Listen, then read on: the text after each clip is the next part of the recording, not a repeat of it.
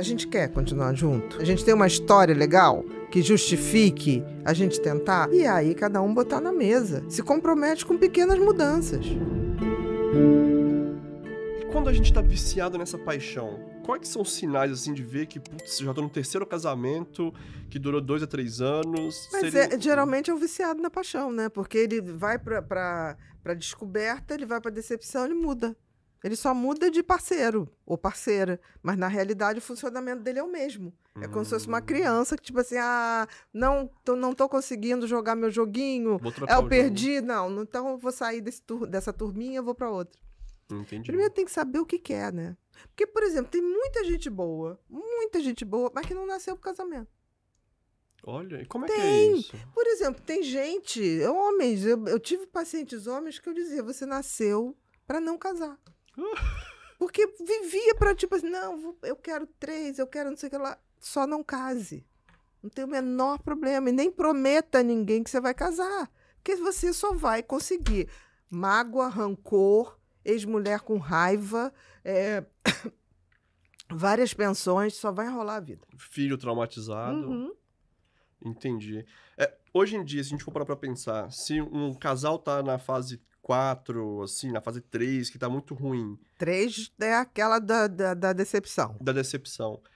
É certo dizer que com rede social, com tanta opção, ajuda essa parte do casal acabar desbandando? Porque tanto ela quanto ele têm outras opções que parecem ser melhores no mercado? Mas são as opções. A gente já falou alguma vez dos aplicativos de relacionamento. Isso. Aplicativo de relacionamento é bom pro dono do aplicativo. É igual a casa de pôquer. Exatamente, porque enquanto você está no aplicativo, você tem milhões de opções. Só que o aplicativo só ganha se você continuar solteiro. Entendi. Então, o excesso de opção não faz você decidir melhor. Porque você tá com uma pessoa, você tá super bem, podia construir, aí você entra no aplicativo, tem 10 opções, aí você, mas aquele pode ser melhor, você nunca está disposto a construir. Entendi. Porque você tem tantas possibilidades que você troca muito fácil. E quando a pessoa tá muito tempo num relacionamento, que ela se sente quase que no dever de não sair dele pela questão de tempo, pela questão de, putz, eu comecei isso aqui, eu achei que isso era de um jeito, mas já tem tanto tempo que eu tô, eu não quero que seja, eu não quero continuar assim, eu quero que mude, mas eu não tô disposto a sair desse relacionamento e procurar um outro. Que é igual, por exemplo, muita mulher antigamente não tinha muita opção, né? Casava com o primeiro namorado. Financeiramente, às vezes, né? Muitas vezes, muitas mulheres mantinham um casamento por isso. Mas eu acho que essa coisa de de não tô disposto a sair, é porque tem alguma coisa que faz ficar. Entendi. Então, quando seu pai e sua mãe vêm, tipo, seu pai é chato pra caramba, não sei o que, não quer dizer que eles estão se separando, quer dizer que... E tem um péssimo hábito da imaturidade, que é ficar falando mal do parceiro. É uma grande burrice isso. Não é bom, nunca, né? Não, a primeira é bom, coisa que tem que porque se policiar. se eu tô o tempo todo reclamando de um parceiro, significa que eu escolhi mal. Então, eu tô desfazendo a minha capacidade de escolha.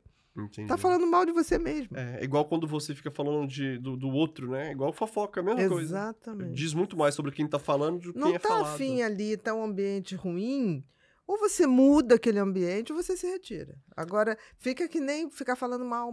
Tem casais que se tornam chatos, porque eles estão sempre falando mal um do outro. Não tem nem assunto mais. É horrível, é chato. E geralmente, quais que são os passos, assim, pra você, vamos dizer, dar uma reconstruída, dar uma melhorada no seu casamento? O que você pode fazer? Depende se os dois querem. A partir dali... Então, o primeiro ponto é saber se o outro quer também. Se os dois querem. A gente quer continuar junto?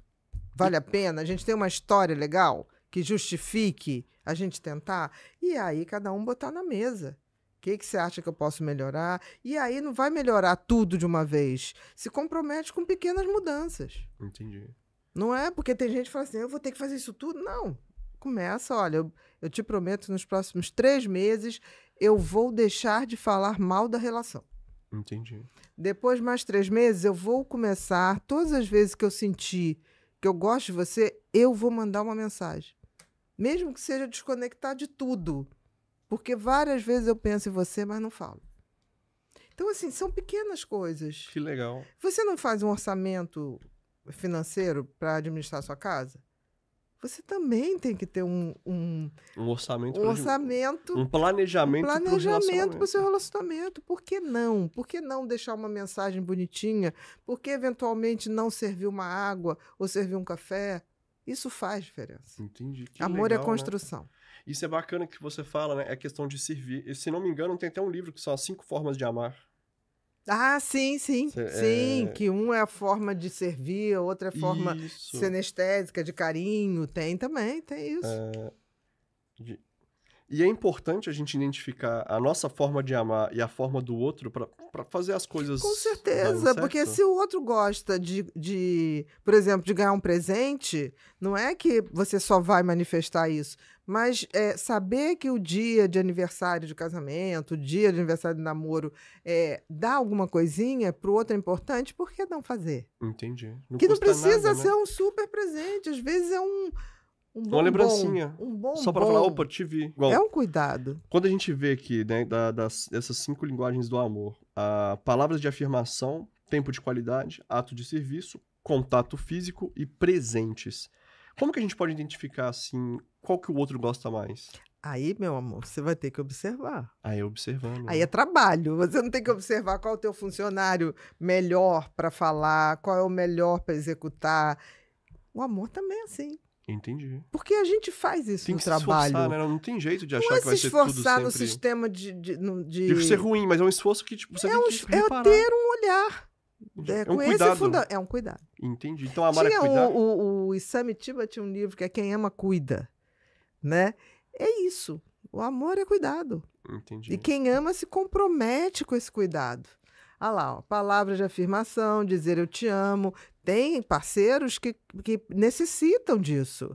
Né? Tem outros que não vão precisar. Tempo de qualidade, falar de planos, ver uma série, cozinhar juntos. Atos de serviço, cozinhar para outro. O ato de serviço é aquele cara ou aquela mulher que adora que alguém, por exemplo, compre uma roupa. Ah, você tem um compromisso? Então, eu vi uma roupa bacana para você, vai ficar lindo isso aqui. Né? Arrumar algo que ela precise. Então, atos de serviço. Contato físico. Tem gente que é sinestésica, gosta do abraço, gosta dessa coisa de ver filminho agarradinho. Presente, lembrancinhas ou grandes presentes para que a pessoa me sinta amada. Malu, qual é a sua forma de amor, Malu? Vamos aqui. Tempo de qualidade. Tempo de qualidade. Você, Gustavo? Certo, atos de serviço. Atos de serviço. Mas você gosta de receber? Não, de fazer. Ah, você gosta de fazer. E de receber? Geralmente a gente gosta de receber o que a gente dá também. Você acha, Malu? É. Interessante. E o seu, Ana Beatriz? Eu estava pensando aqui. Eu acho que é tempo de qualidade. Eu gosto de tudo. Olha só, gente. Eu gosto dos presentinhos, não precisa. Eu gosto do contato físico à beça. Eu gosto de atos de serviço. Gosto de tempo de qualidade. Como entender, como lidar com a linguagem do amor do outro? Se a sua é uma. Mas aí eu acho que é a generosidade do amor. Eu consigo me ver muito bem em qualquer uma dessas linguagens, mas eu confesso que, por exemplo, para eu dar, eu consigo receber muito bem.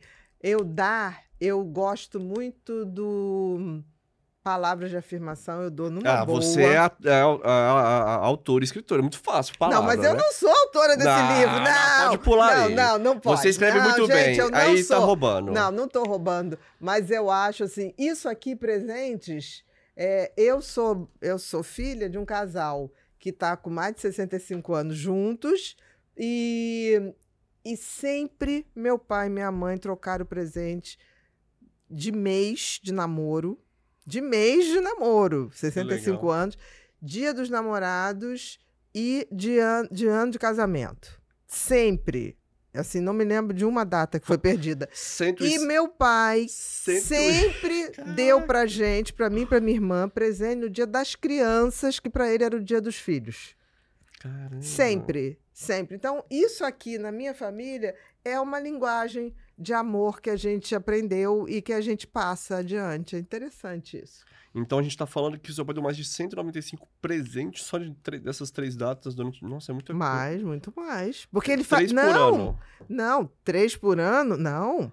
de namoro. Meu pai até hoje dá cartão, flores para minha mãe de aniversário de namoro, Que legal. tá?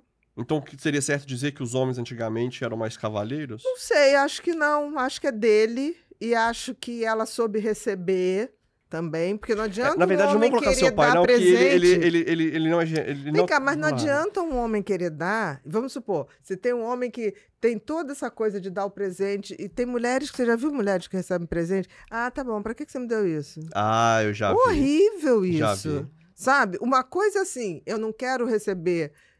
Por exemplo, por que o homem adora dar eletrodoméstico pra mulher, né? Como se é um presente pra casa. A minha mãe uma vez fosse meu pai. Tá, mas Me vamos deu lá. um que eu vou- presente, vou ficar mas do lado não dos me meus deu um colegas aqui. presente pra casa. É diferente mesmo. Ó, a gente vai ver a diferença de casal agora, né? Seu pai é muito bom. Sua mãe falou isso com ele, o que que ele fez? Começou a dar o presente que era pra ela. E o presente, se fosse uma batedeira, um liquidificador, era pra casa. Olha só, o meu pai é totalmente diferente do da Bia. Porque o meu pai, ele é muito bom no marketing, né? Que ele virou pra minha mãe e falou assim, não, esse presente, esse ferro de passar roupa, não é porque você quer ou precisa dele, mas é pra ajudar você no seu trabalho, porque você vai fazer ele muito mais fácil.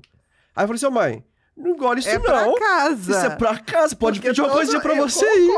Eu concordo. Então, Então- assim, porque a gente tem que estar disposto a receber também. Porque é muito ruim para uma pessoa que Dá o dá o presente dentro dessa linguagem do amor e você falar assim, não sei pra que isso, eu já tenho 10. Se tem uma coisa que faz diferença no nosso dia a dia, é a capacidade de manter o foco e a energia para lidar com todos os desafios. E vamos combinar, quando a mente está cansada, tudo parece mais difícil, não é mesmo? A rotina intensa, os compromissos, as demandas do dia, às vezes parece que nossa mente precisa de um respiro para continuar funcionando bem. E foi pensando nisso que surgiu o Axon, um suplemento alimentar formulado com ingredientes cuidadosamente selecionados para ajudar na manutenção da função cognitiva e do metabolismo energético ao mesmo tempo. E mais, sem glúten, sem lactose e sem açúcares adicionados, ou seja, prático e fácil de incluir no seu dia a dia. Se você sente que precisa de um impulso extra para manter o ritmo sem perder o foco,